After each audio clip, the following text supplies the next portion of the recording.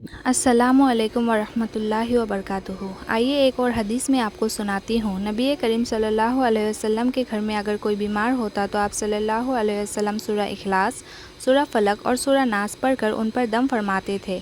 घर का कोई बच्चा बीमार हो गया, घर का कोई शख्स बीमार हो गया, हुजूर ने इन सूरतों को पढ़कर दम फरमाते थे। इससे ये पता चलता है कि अगर कोई बीमार हो जाए तो इन सूरतों को पढ़कर बीमारी पर दम करना चाहिए। अगर बीमारी भी खुद इन सूरतों को पढ़ सकता है तो बीमारी खुद भी अपने ऊपर इन सूरतों को पढ़कर दम करे।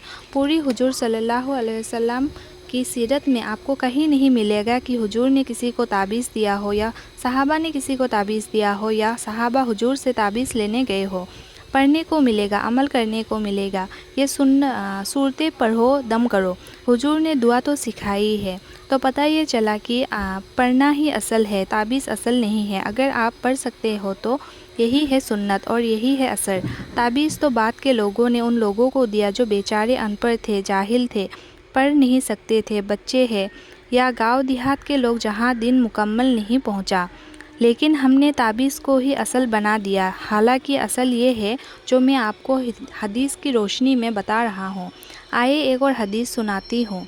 हज़रत रुकबा इब्ने आबिन रज़ी अल्लाह ताला अन्हु बयान करती है कि एक मर्तबा मैं एक जगह में रसूलुल्लाह सल्लल्लाहु अलैहि वसल्लम के साथ चल रहा था कि अचानक हमें तेज़ हवा और तारीकी ने घेर लिया। तो रसूलुल्लाह सल्लल्लाहु अलैहि वसल्लम क़ुल औज़ु बिरब्बिल फ़लक़ और क़ुल औज़ु बिरब्बिन नास के साथ अल्लाह से पनाह मांगने लगे और सहाबी से भी फरमाया कि तुम भी इन सूरतों को पढ़कर अल्लाह से पनाह मांगो।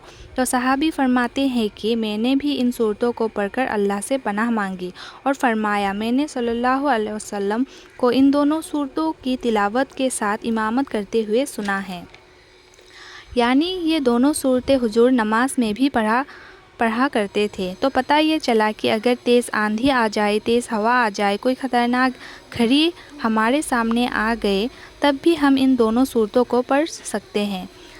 ठीक है, आइए और सुनिए। हज़रत रुकबा इब्ने आमिर रज़ी अल्लाह ताला अन्हु से रिवायत है, रसूलुल्लाह सल्लल्लाहु अलैहि वसल्लम ने सुबह के नमाज में क़ुल औज़ु बिरब्बिल फ़लक़ और क़ुल औज़ु बिरब्बिन नास पढ़ी।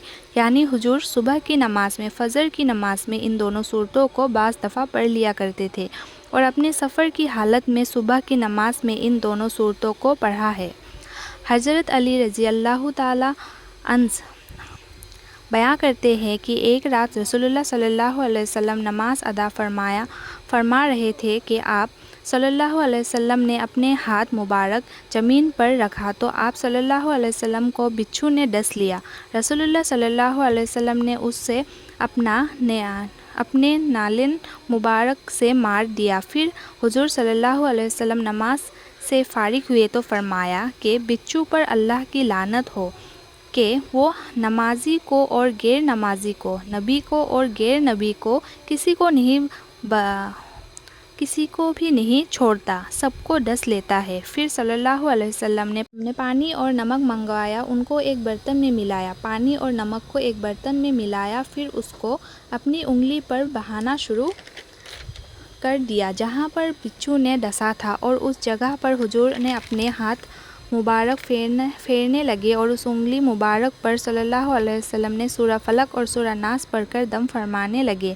यानी हुजूर वो नमक मिला हुआ पानी अपनी उंगली पर डालना शुरू किया और उंगली को यूँ मलना शुरू किया और हुजूर सल्लल्लाहु अलैहि वसल्लम सूरह फलक और सूरह नास पढ़कर दम भी फरमाने लगे। इससे ये पता चलता है कि ये जो दोनों सूरतें हैं ये जहर के असर में भी बड़ा फ़ायदा देते हैं।